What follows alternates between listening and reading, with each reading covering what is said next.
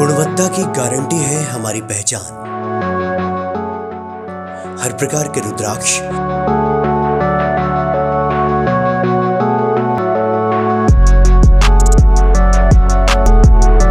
Gemstone, bracelet रत्न और पूजा सामग्री मंगाने के लिए हरिद्वार का भरोसेमंद रुद्रजोन। Website rudrajon.com। ऑर्डर देने के लिए अभी कॉल करें। 4 पीढ़ी से आपकी सेवा में तत्पर हैं। आप भी हमें सेवा का अवसर प्रदान करें, गारंटी हमारी।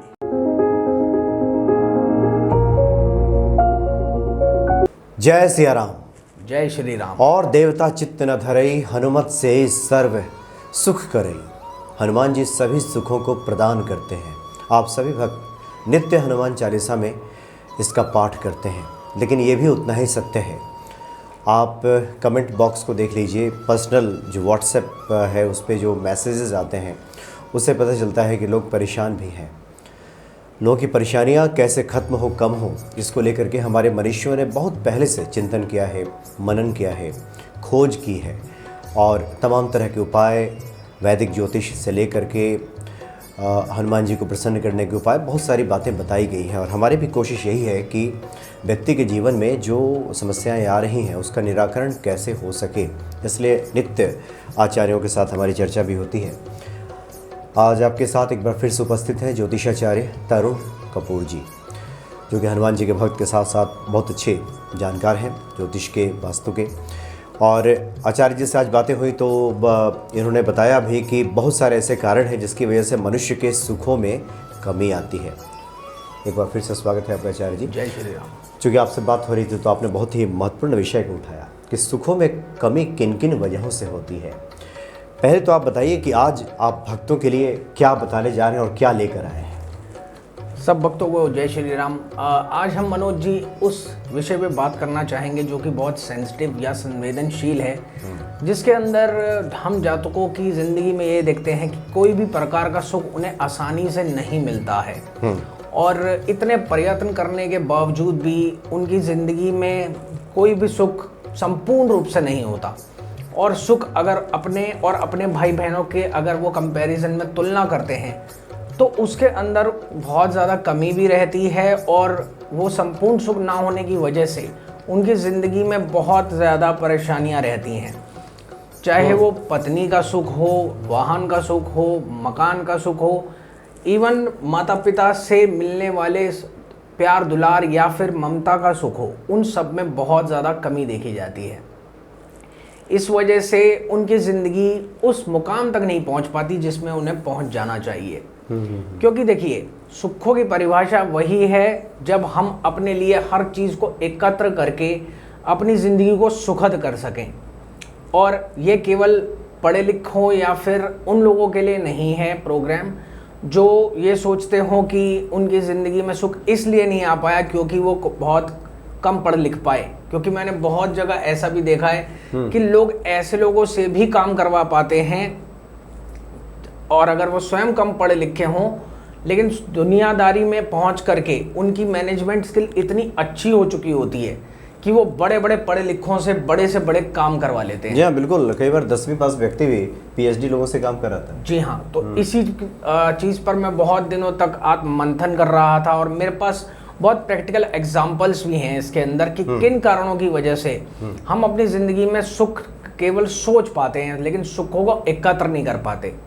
तो आज हम उसी के बारे में चर्चा करेंगे और कैसे श्री राम और हनुमान जी के आशीर्वाद से आप अपनी ज़िंदगी में उन सुखों को ला सकते हैं। तो हम सबसे पहले उसमें एक बहुत प्रमुख कारण की बात करते हैं। इसके अंदर हम बहुत छोटा सा एक ज्योतिषीय एग्जाम्पल देते हैं। सब सुखों के लिए हम 2 ग्रहों को प्रमुख मानते हैं जो कि हैं सूर्य नारायण और चंद्रदेव।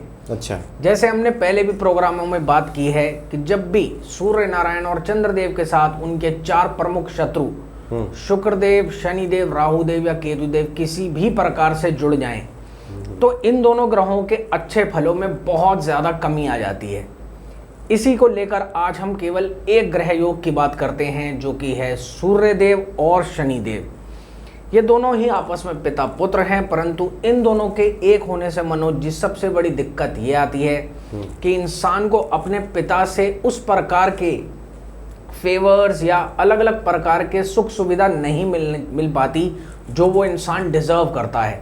इसके अंदर हमारे पास बहुत सारे लोगों के एग्जाम्पल्स हैं, जिसके अंदर हमने बहुत कुंडलियों में देखा कि एक ही माता पिता के 3 या 4 पुत्र या पुत्रियां थी और 2 या 3 को तो बहुत सुख दिया गया, परंतु एक जो सबसे अच्छा था, श्री राम या श्रवण कुमार की तरह था, परंतु उसे बिल्कुल सुख नहीं दिए गए। चाहे वो पढ़ाई लिखाई के सुख हो या फिर पिता से और माता से मिलने वाला लालन पालन हो, उसमें सभी में उसके साथ बहुत ज़्यादा पार्शियलिटी की गई। और जब हमने इसमें गहन अध्ययन में जाके देखा तो कहीं ना कहीं उनका सूर्य और शनि, चाहे दृष्टि मिलान से या एक साथ एक ही घर में बैठकर इस इंसान की ज़िंदगी को त्रस्त कर रहे थे, क्योंकि ये इतना घातक योग है जिसके अंदर सूर्य हर प्रकार से खराब हो जाता है।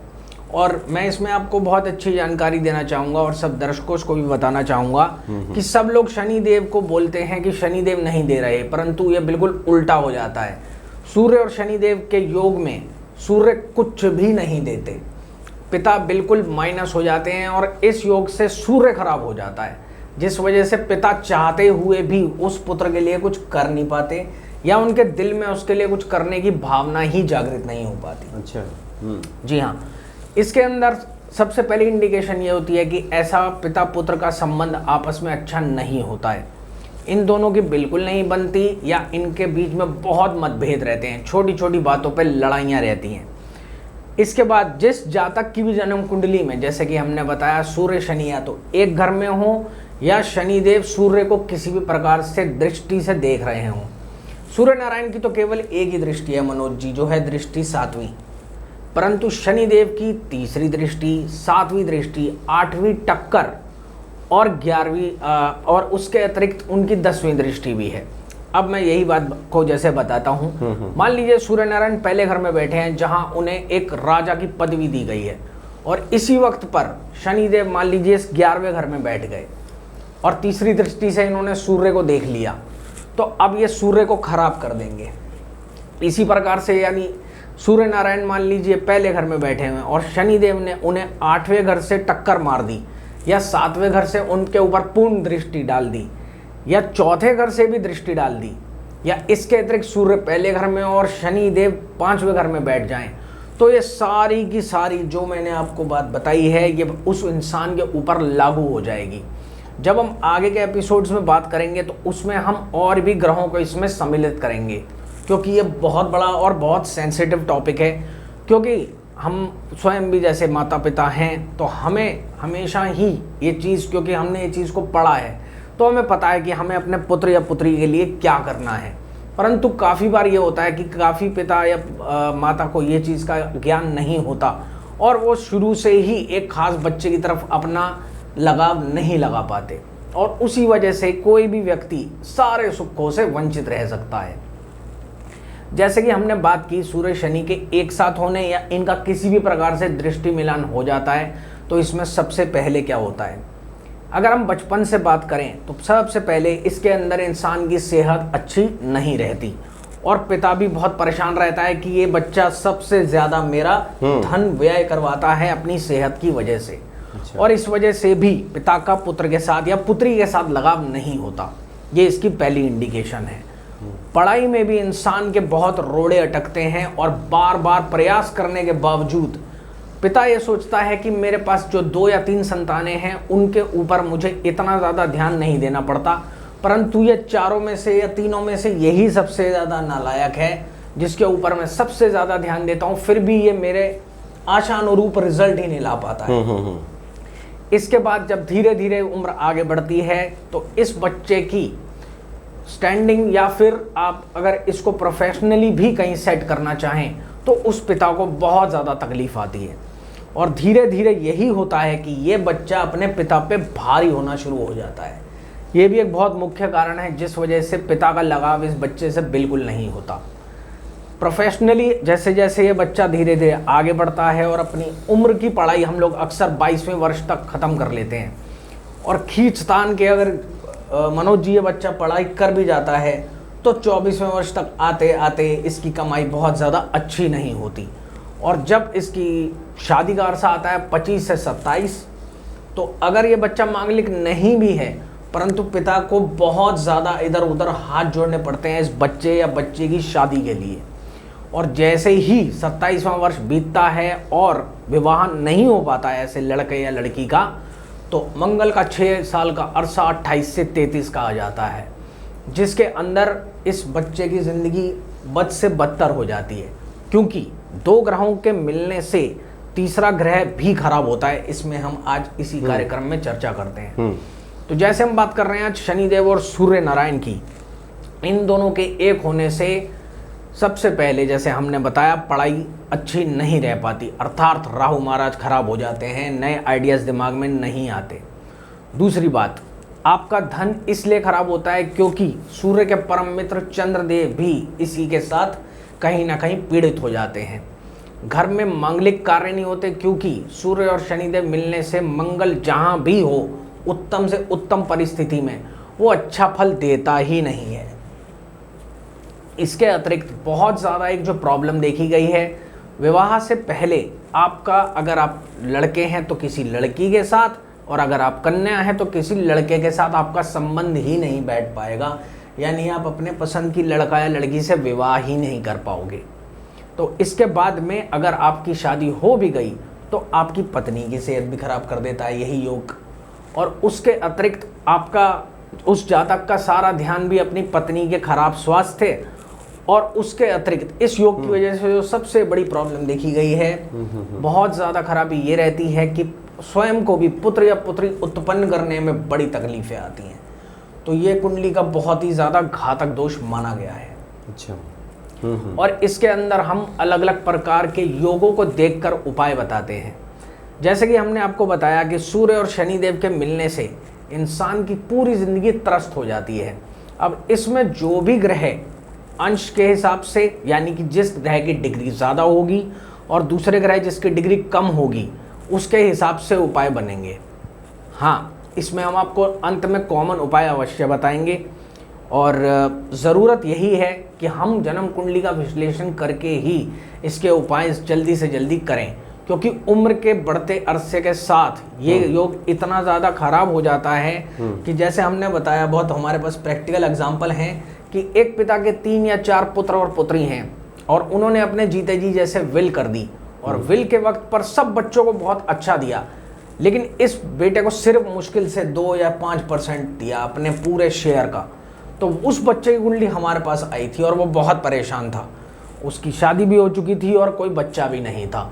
तो ये वाली कुंडली, उसमें मैंने जो उसे उपाय बताए उसके करने के बाद उसकी ज़िंदगी काफ़ी ठीक ठाक है, क्योंकि वो जब मेरे पास आया था तो वो ये कह रहा था कि मुझे क्या अपने पिता पे केस कर देना चाहिए, क्योंकि इस योग में ये भी हो जाता है कि बच्चा मजबूर हो जाता है पिता से अपना हक मांगने के लिए, क्योंकि पिता उसकी किसी भी प्रकार की होशियारी को नहीं देखते। ऐसा बच्चा चाहे श्री राम हो या श्रवण कुमार हो, परंतु वो पिता और माता की आंख का तारा कभी भी नहीं बन पाता है। एक तरीके से बच्चा एक अपने आप को डिजेक्टेड चाइल्ड सोचता है कि ये मैं इनका बिल्कुल प्रिय नहीं हूँ।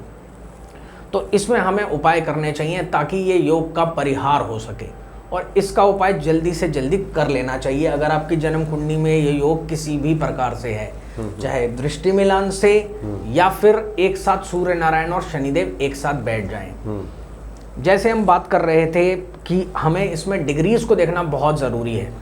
अगर किसी भी प्रकार से सूर्य शनिदेव पर हावी हो गए और शनि अस्त हो गया या सो गया, तो इसमें सबसे बड़ी दिक्कत यह रहती है कि शनिदेव के जितने भी सुख हैं, जैसे बड़े बड़े मकानों के सुख, किसी भी प्रकार के मशीन या जिन गाड़ियों में हम घूमते हैं, घर के अंदर एयर कंडीशन के सुख, उनसे इंसान वंचित रह जाता है। बढ़ती उम्र के साथ मनोज जी इसमें एक ये भी बहुत बड़ी प्रॉब्लम होती है कि पिता का वो घर जिसमें इंसान रहता है, ऐसे हालात ऐसे जातक के लिए उत्पन्न हो जाते हैं कि उसे अपने पिता का वो घर छोड़ के किराए के मकानों पे धक्के खाने पड़ते हैं।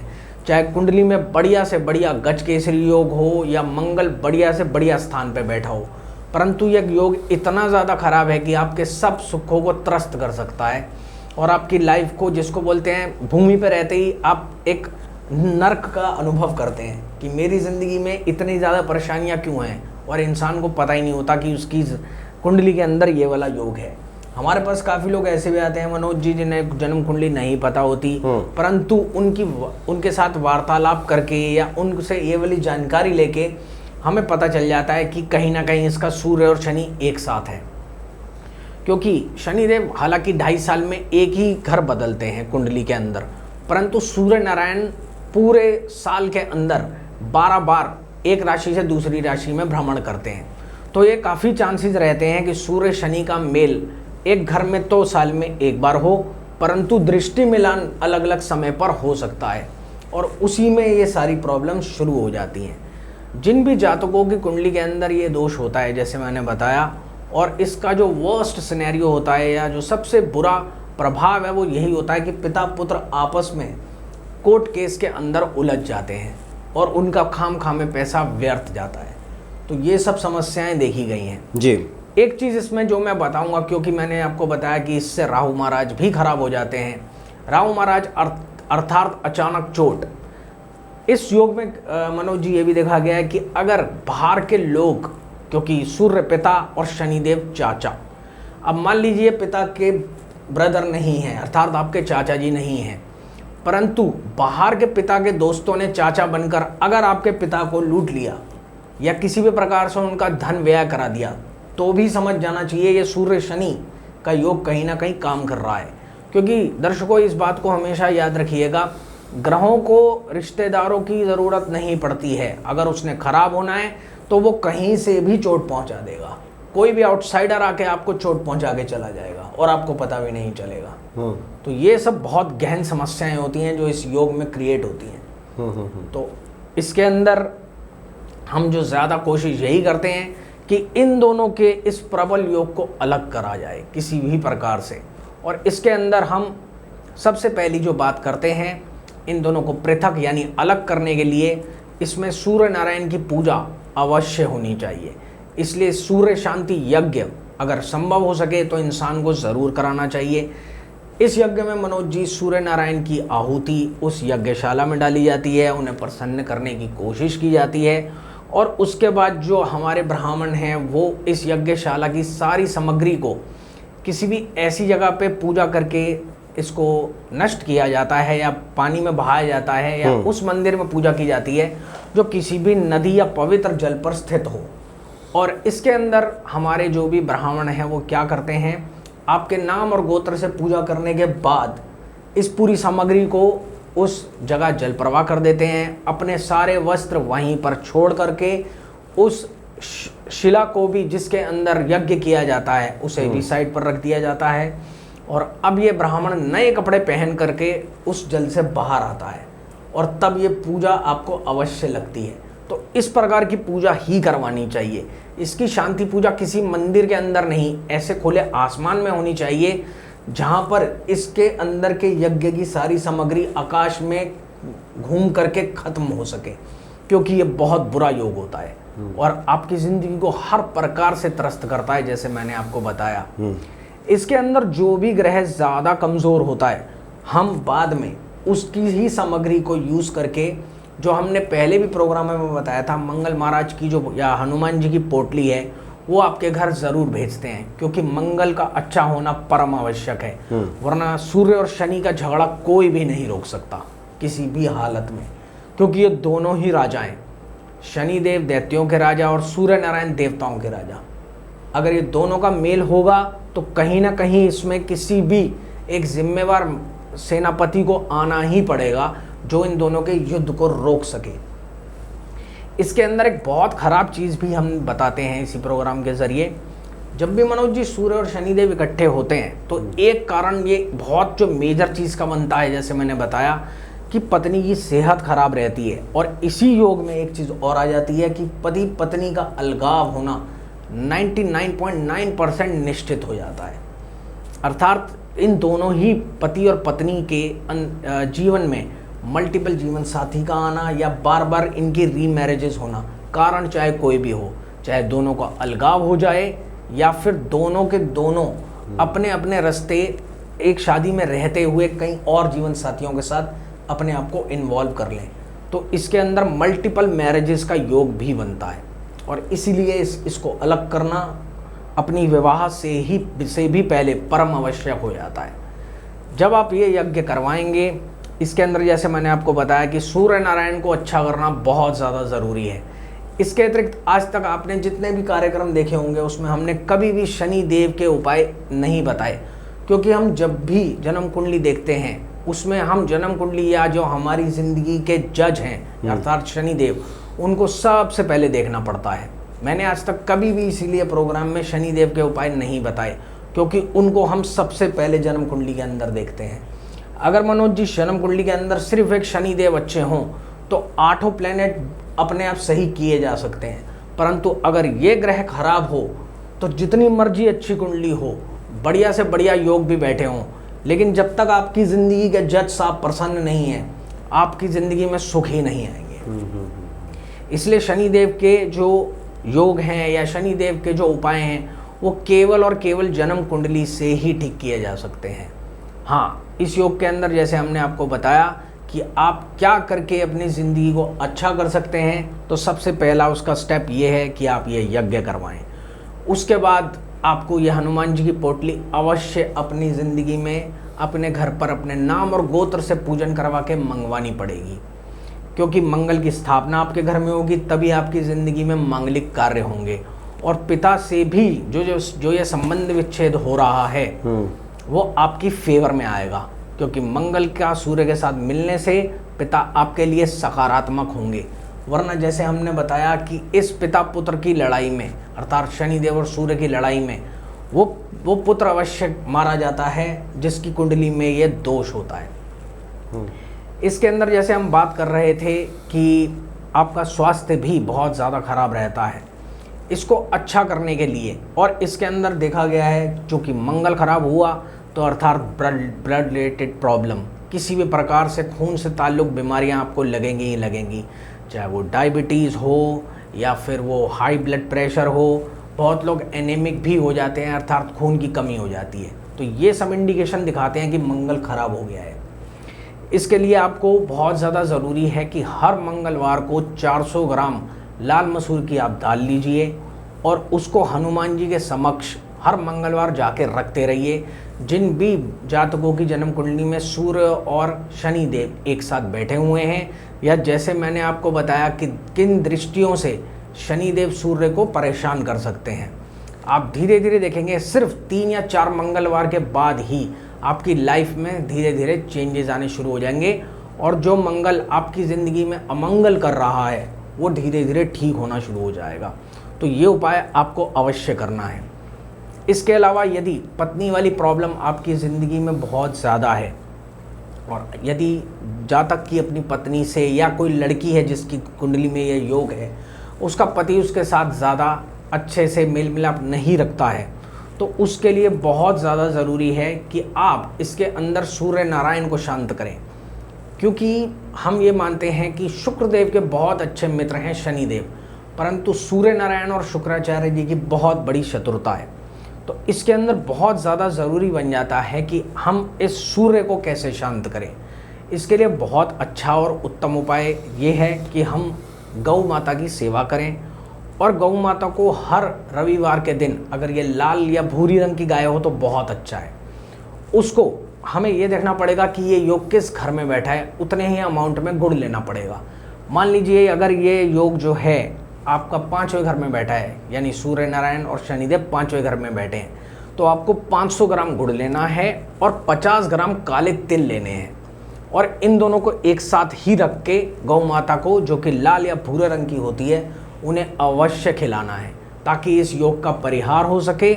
और अगर आपकी पत्नी के साथ या पति के साथ संबंधों में खराबी है तो वो मेल मिलाप बढ़ना शुरू हो जाएगा। और अगर आप इसको सिर्फ 5 रविवार ही करके देखेंगे जिनके भी 5वें घर में ये योग है, तो उन्हें स्वयं पता चल जाएगा कि इसका अच्छा सकारात्मक फल उन्हें मिल रहा है।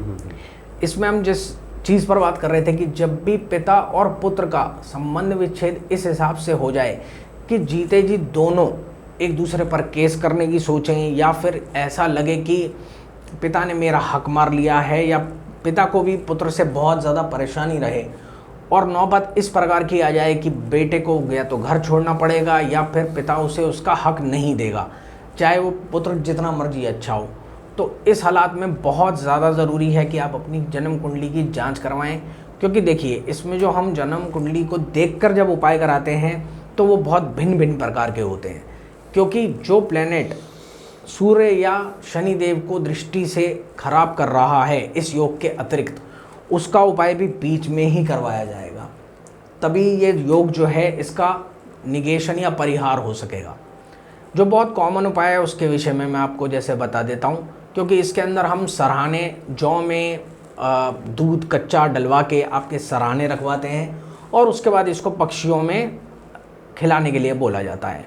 परंतु अगर हम जन्म कुंडली देखेंगे तो इसके अंदर हम 1-2 सामग्री और भी डलवाते हैं, जिसकी वजह से आपकी ज़िंदगी जल्दी से जल्दी अच्छी हो सके और कोर्ट केस ना हो। क्योंकि मैं सबके लिए यही चाहता हूँ कि पिता पुत्र हो या कोई भी हो, हमें अदालत या कानून का दरवाज़ा खटखटाने की नौबत नहीं आनी चाहिए मनोज जी, क्योंकि उसमें बहुत ज़्यादा फालतू पैसे खर्च होते रहते हैं और रिजल्ट कुछ नहीं निकलता। बाद में 99.9% लोग उपाय करके सेटलमेंट पर ही आते हैं। तो उससे पहले ही अगर ये उपाय कर लिए जाएं तो कोर्ट केस या कोर्ट का दरवाज़ा खटखटाने की नौबत नहीं आएगी। जी जी, तो काफ़ी विस्तार से आपने बताया जी।